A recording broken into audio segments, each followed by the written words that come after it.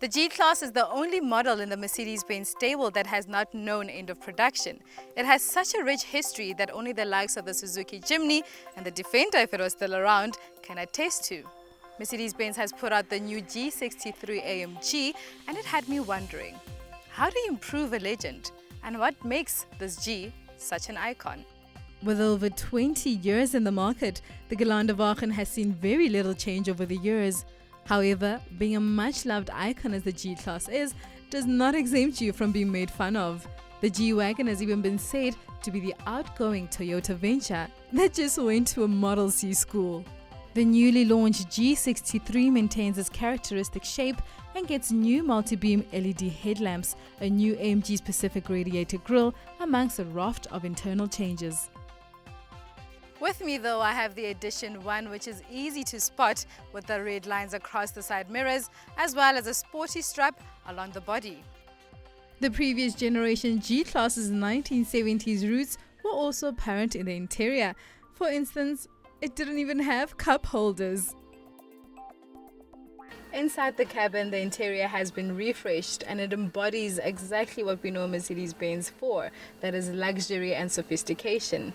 As I said, we have with us the Edition 1, so that comes standard with red stitch trimming across the dashboard, the steering wheel, the side panels, as well as the seats. The new G63 joins the modern age with class-leading double-panel 20-inch screens, the S-Class steering wheel, and all the plush and elegant finishes that come with all the latest Mercedes-Benz models. The interior is just as refined as the driving experience, and that's thanks to the changes underneath the skin. What Mercedes-Benz has done is rework the suspension as well as the chassis, and this gives a really good compliant ride. It is very solid and well planted, and I think I had my doubts about going around corners and maybe tipping off because the car is so tall.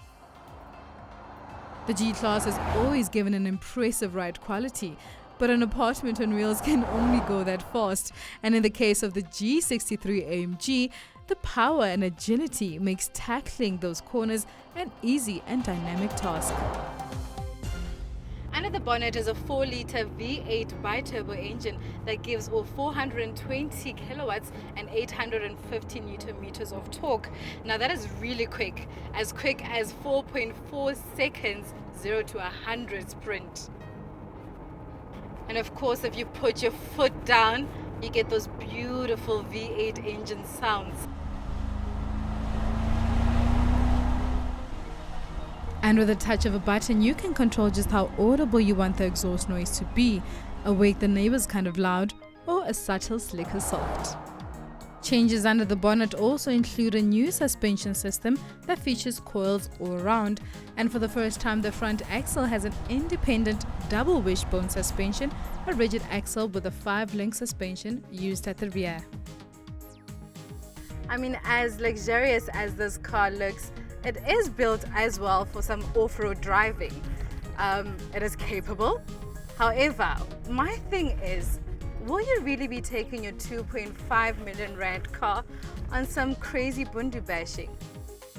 Although we didn't get a chance to amply taste its capabilities off-road, in 2015 the Ignition team took the previous model G63 on an off-road obstacle course, and it proved unstoppable. We don't doubt that the new G63 is even better. What the G63 trumps its rivals on is the ability to transition from off-road to on-road driving as a fast, sure-footed and luxurious SUV.